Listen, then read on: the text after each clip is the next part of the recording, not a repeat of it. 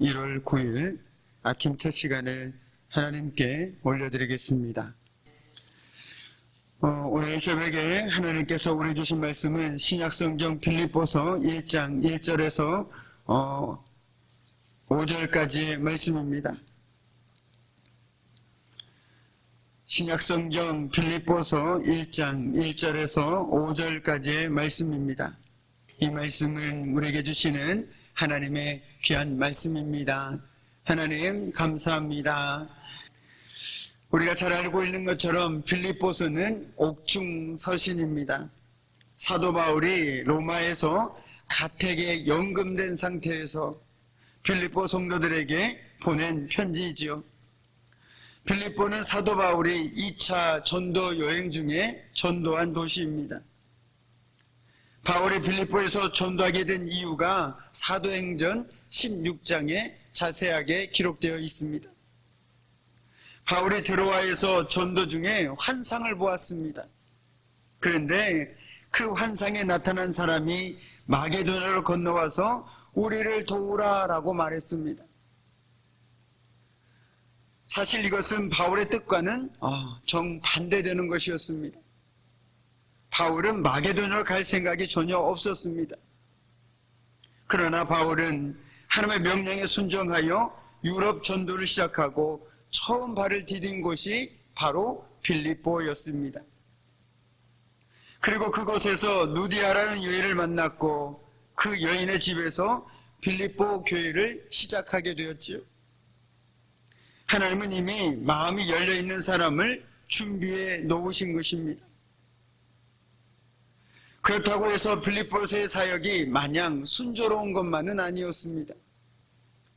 바울은 빌립보에서 전도할 때 귀신 들린 요정을 고쳐주다가 그 요정의 주인의 고발로 감옥에 갇히게 되었습니다.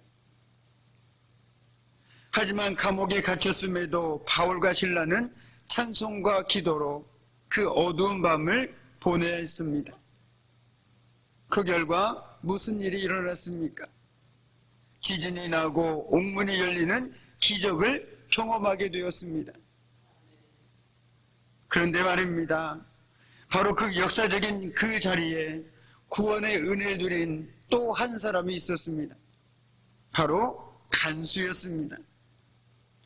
바울과 실라의 찬송과 기도는 땅과 감옥만 흔들는 것이 아니라 바로 간수의 마음도 흔들었던 것이죠.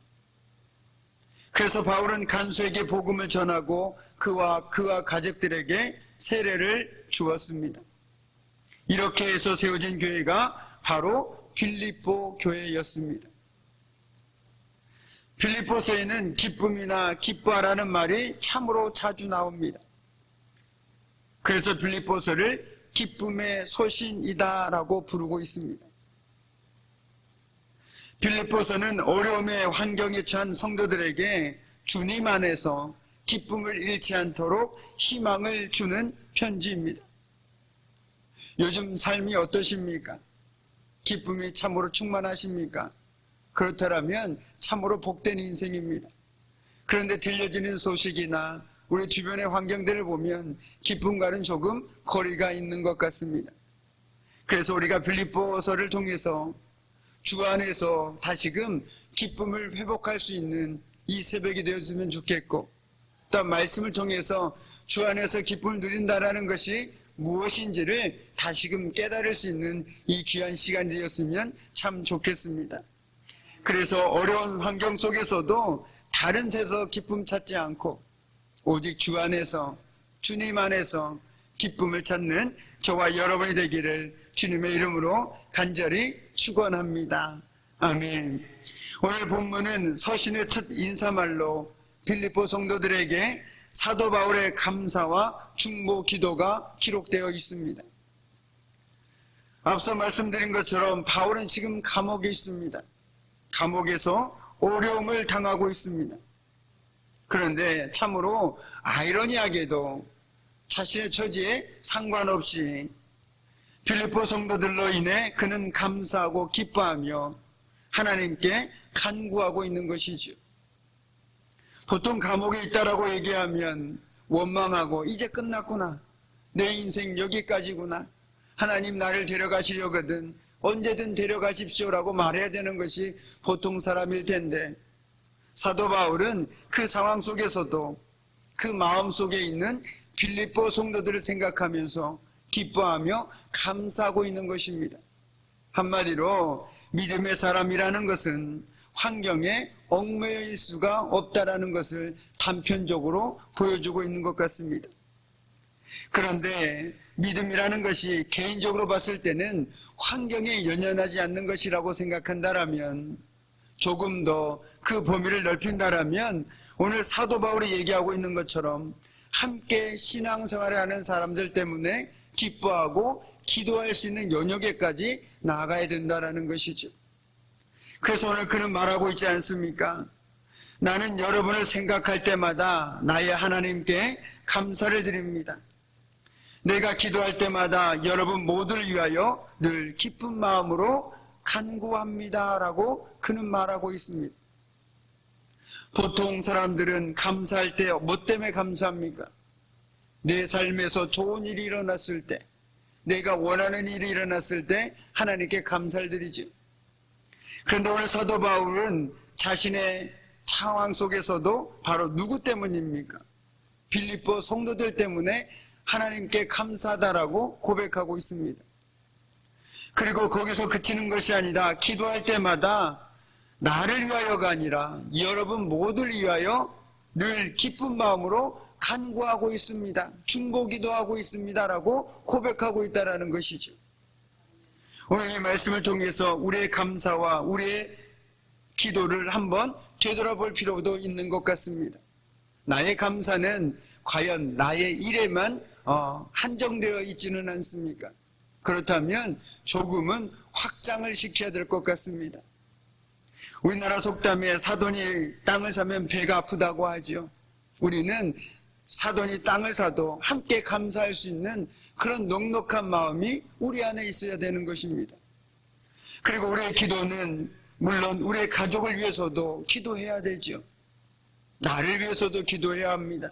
그러나 거기서 멈추는 것이 아니라 바로 함께 신앙생활하는 믿음의 권속들을 위해서, 또한 하나님께서 생각나게 해주시는 사람들을 위해서 늘 기쁜 마음으로 기도해야 된다는 것이죠. 왜 기쁜 마음으로 기도해야 될까요? 여러 가지 이유가 있겠지만 하나님께서 응답해 주실 것이라는 믿음이 있다라면 기쁨으로 기다리면서 기도할 수 있는 것 아니겠습니까? 오늘 사도 바울 역시 마찬가지이지 않을까 생각해 봅니다. 그래서 바울은 먼저 너희들을 생각할 때마다, 빌립보 성도들을 생각할 때마다 기도한다고 했습니다. 생각은 무엇입니까? 곧 관심이죠. 내가 그 사람을 얼만큼 생각하느냐가 내가 얼마나 그 사람에게 관심이 있느냐, 내가 얼마나 그 사람을 사랑하느냐라고도 바꿔 표현할 수 있을 것입니다. 우리가 늘 기도하는 사람은 누구입니까? 우리가 사랑하는 사람이죠. 정말 사랑하는 사람이 주님 안에서, 믿음 안에서 든든히 서줬으면 좋겠다. 그들의 앞길이 형통했으면 좋겠다. 그들의 삶이 주 안에서 든든히 섰으면 좋겠다. 이런 기도 제목들은 누굴 위한 기도 제목들입니까? 바로 우리가 사랑하는 사람들의 기도 제목이 아닙니까? 그렇기 때문에 생각한다라는 것은 관심이고, 관심은 곧 사랑하는 사람이다 라고 바꿔 표현할 수도 있을 것 같습니다. 그러므로 이웃에게 늘 관심을 가지고 있는 사람, 이웃을 사랑하는 사람은 다른 성도들을 위해서 늘 기도할 수 있습니다. 저 사람도 좀 주 안에서 복을 받았으면 좋겠다라는 마음이 생기지 않겠습니까? 왜요? 사랑하니까, 관심이 있으니까. 다른 성도에게 무관심한 사람, 사랑하지 않는 사람은, 오히려 미워하는 사람은 그 사람을 위해서 간구하는 것이 여간 어려운 일이 아니죠. 또한 바울은 하나님께 감사하며 기쁜 마음으로 간구한다고 했습니다. 기도하다 보면 억울할 때도 있고 힘들 때도 있을 것입니다. 그러나 우리가 잃지 말아야 되는 것은 바로 기쁜 마음이라는 것이죠.